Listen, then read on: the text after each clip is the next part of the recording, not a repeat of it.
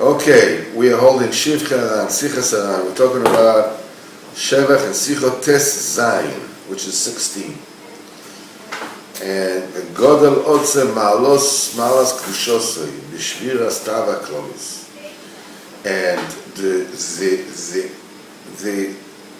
sheer extent of the high office, the Kedusha of Rabbeinu, in breaking the Taivas Klolis, which combines all the Taivas, which is Taivas and Mishagel, which is the Taiva of for sex. There's no way to explain and to tell. V'Omar, he said, Shayul Nisyonis and Misma. He says that he had tests and trials and tribulation in this Indian, countless. Not be'emes as it ends in his own klal. In truth, it's not a test at all. Ki amar she'en ze taiva klal. He said the Rebbe says it's really not a taiva b'chlal. Ve'amar mi shu rak chocham emes. Anybody who is smart. He says even a goy. And nechma shu chocham emes is already befitting. He should not have this taiva b'chlal. He says anybody who knows anything about biology, about anatomy, and he knows the way that the avium of the person, the organs of the person, they are. It's befitting that it should be totally nimas by him this time. Totally disgusting. And about the disgustingness of this particular time, they ever spoke about this Indian a lot. And it is not possible to explain anything they ever said about this because much of this thing was forgotten. It says in Bichlal, the cloud that he was totally disgusted this time with Tachlis Amiyas until he said that anybody who is a shtikl chocham, this time is not nisoyen by him. But even before he saw this, that this is not a nisoyen, that he was totally nimas, that he was like disgusted by that. Even before he had many different nisyonis in this time, because he says this happened when he was really, really young. There's some stories about the time, where the heart was, where the blood was boiling, that he had big nisyonis, that he had opportunities, the Malav. He wasn't a big sakana, but he was, Baruch Hashem, was a giver, he was strong, and he overtook his yetzer, and he held himself, and still, he wouldn't, he didn't run away from the Nisayan, Adrabah, he wanted more Nisyanis. And he davened to Kodesh Baruch Hu to bring him Nisyanis in this area. Because he was totally strong in his mind that he will never betray HaKadosh Baruch Hu or go against HaKadosh Baruch Hu. Because how can he, Chas v'Chalila, do an Averis, transgress what HaKadosh Baruch Hu wants. If not, if Chas v'Chalila becomes total Meshuggah in the time of the Nisoyen. If you'll have any kind of Seichel in the time of the Aveira, Bevada, you'll be able to withstand it. Because his heart was so strong in HaKadosh Baruch Hu.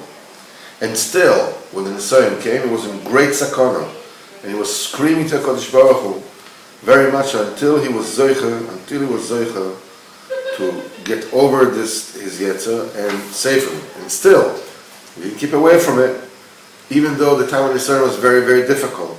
It happened to him again and again and again, and HaKadosh Baruch Hu helped him to overcome it time and time again, to break the flame of this type. We're gonna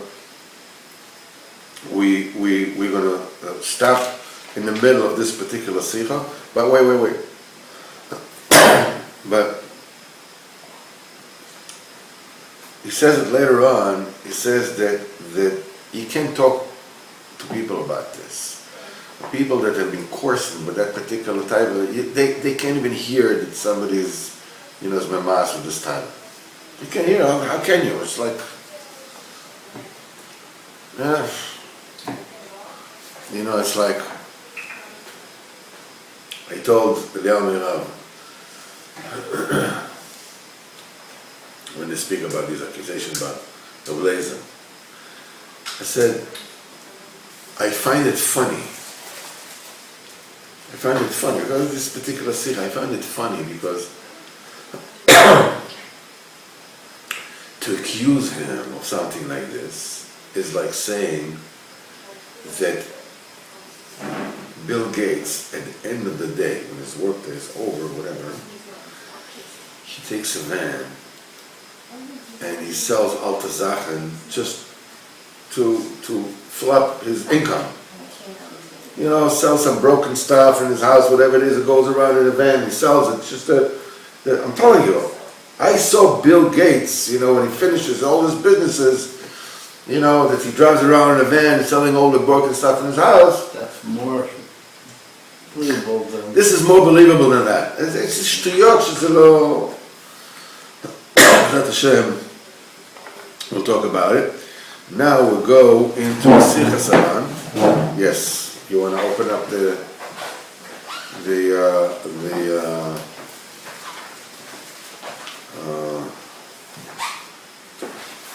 Sichos HaRan. Sichos HaRan. Yes. Tezdai. Rabbeinu said that it is possible to shout and scream in total silence. A huge and unbelievable scream that nobody should hear because you don't let out any voice at all. Only the shout is in cold momodakas, very, very thin silence. And this, every person can do this. That a person should paint, should imagine that scream in his brain. You can picture yourself screaming in your mind, and the voice of the scream will get into the thought, and you'll picture in your mind the sound of the scream, mamash, you know, with the music of the scream and the whole thing, like when you scream, and you can get into it until the point that you scream mamash in total silence, and no person will hear at all. And Rabbeinu says it's not an imagination. Really, it's a real scream. He says because there are these meridians, these channels, that goes from the lung to the brain where the sound comes from. There are these meridians that go from the lung to the brain,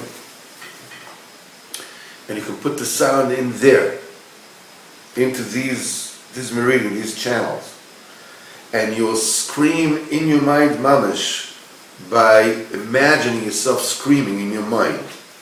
And with this, you put the sound of the scream in your brain, in your brain, and you can please close the other door. So that's it. You can stand among some people and basically scream for saying, scream your brains out, and nobody will hear. Sometimes a tiny sound can escape.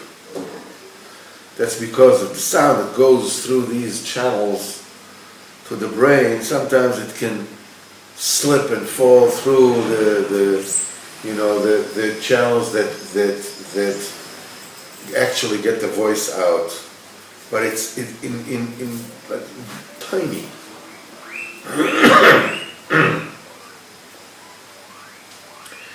He says, without speaking, just crying out, it's easier to scream like that.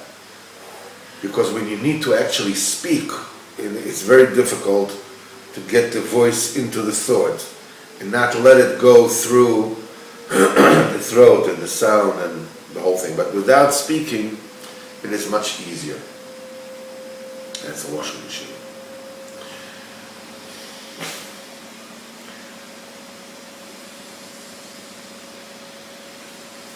There is an Indian that a person can be amongst people and scream to HaKadosh Baruch Hu. And it's specifically negate to that union of this Nisayan. When a person is standing by this Nisayan,